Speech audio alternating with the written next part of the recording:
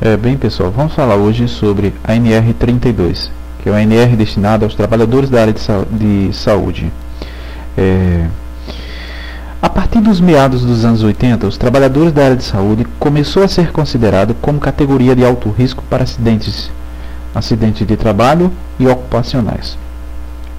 Durante toda essa época, houve-se uma preocupação, começaram-se a se realizar vários estudos, que nesses estudos foram revelados dados alarmantes com a exposição dos trabalhadores aos riscos físicos, químicos, biológicos e de acidente, principalmente de biológico e acidente.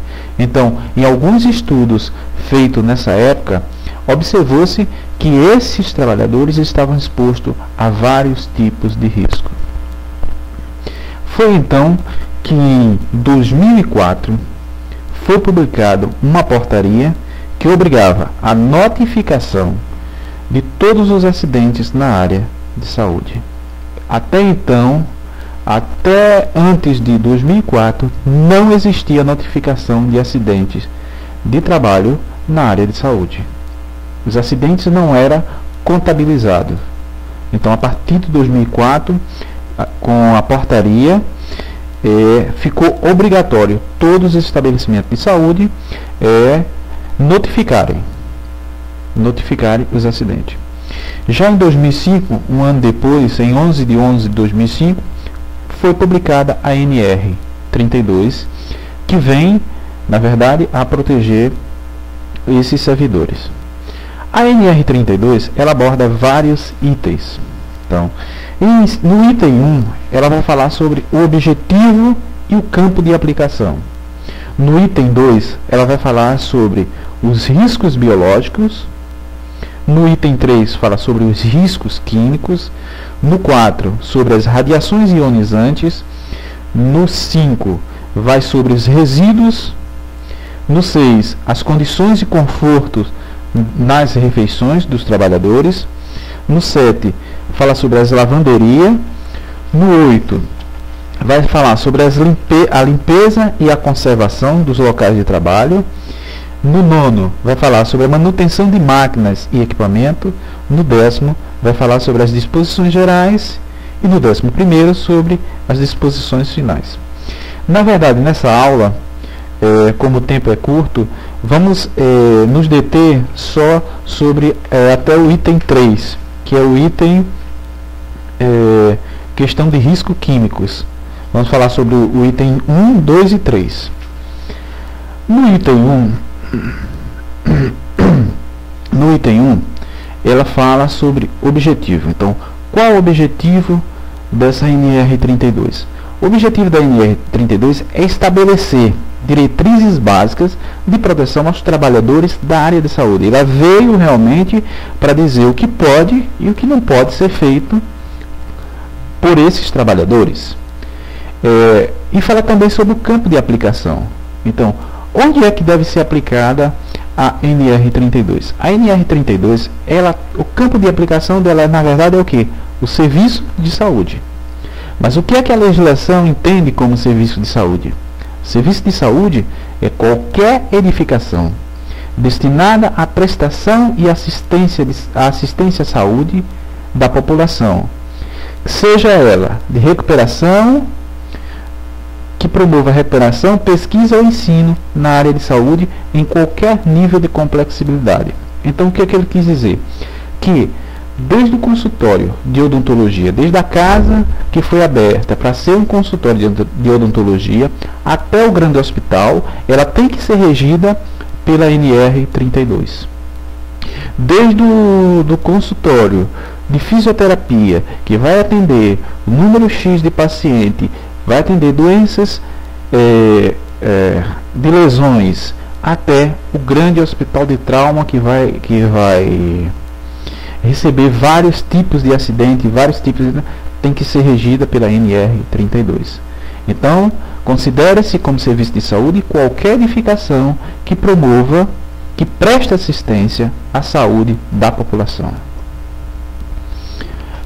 No item 32.2, ele fala sobre os riscos biológicos. e classifica que risco biológico é simplesmente qualquer micro-organismo geneticamente modificado ou não, como células, parasitas e as toxinas. A partir do momento que você tem contato com esses micro-organismos, você está se expondo a um risco biológico. Então, para que você não se contamine, você precisa tomar algumas medidas de proteção, como o uso de EPIs, entendeu?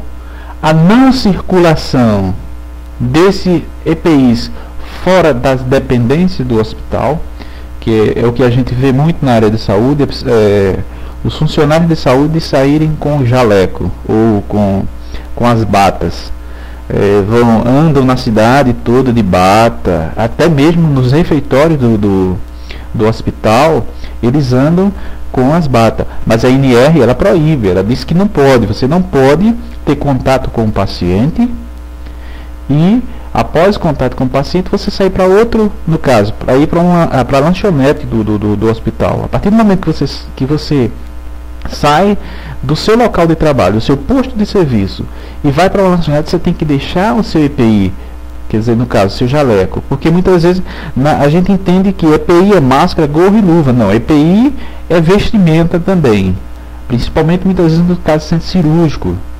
Nas UTIs, você tem roupas específicas, então isso são EPIs. Então, fica proibida o uso desses EPIs fora da dependência do seu posto de saúde. Outra medida de proteção também é a questão com os sapatos, entendeu? Dentro do hospital você não pode usar sapatos abertos, você tem que usar sapatos fechados.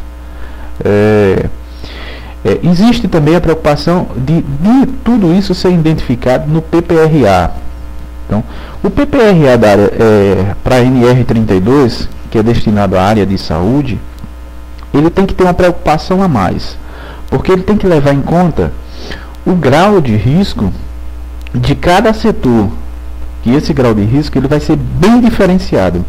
O grau de risco de um consultório médico dentro de um hospital é diferente do grau de risco de uma UTI.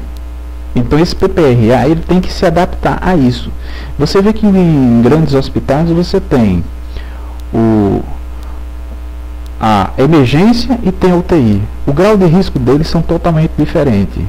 É diferente. Então tem que se haver uma preocupação.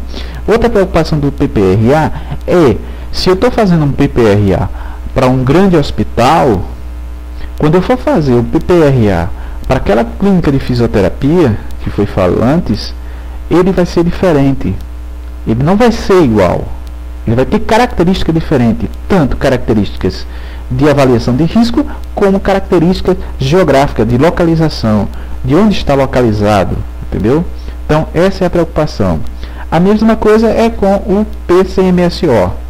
Então, no PCMSO tem que estar contidas algumas regras com relação à vacinação dos trabalhadores, que já está localizada aí no item 2.417 da NR32.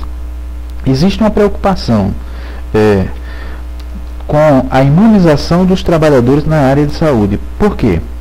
Então, deve-se se fornecer gratuitamente um programa de imunização ativa para os trabalhadores da área de saúde contra as principais doenças. Então, quais são as vacinas que o trabalhador de saúde deve tomar, se o calendário deve estar correto?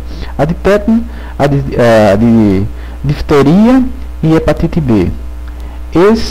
Essas três vacinas é obrigatório tomar. É obrigatório que o funcionário da área de saúde esteja imunizado com essa vacinação. E tem que se obedecer, o PCMSO tem que obedecer a um critério, ao critério que é recomendado pelo Ministério da Saúde com relação à vacina. Então, toda vez que tem uma campanha de vacina que é destinada à população, os funcionários da área de saúde devem ser imunizados antes, porque eles é que vão fazer essa vacinação. Vamos falar agora sobre os riscos químicos. Então, no item 32.3 ele fala sobre risco químico. O risco químico, na verdade, são considerados os gases, as substâncias químicas. Então existe uma preocupação de que, para se manusear qualquer produto químico, é necessário que ele seja mantido com a sua rotulagem do fabricante e embalagem original. E que nessa rotulagem tenha as identificações legíveis, como as etiquetas do produto, a composição química, a concentração, a pessoa responsável pela manipulação e fracionamento desses produtos químicos. E aqui, nesse último slide, eu deixo a pergunta, segundo a NR32, o que se entende por serviço de saúde?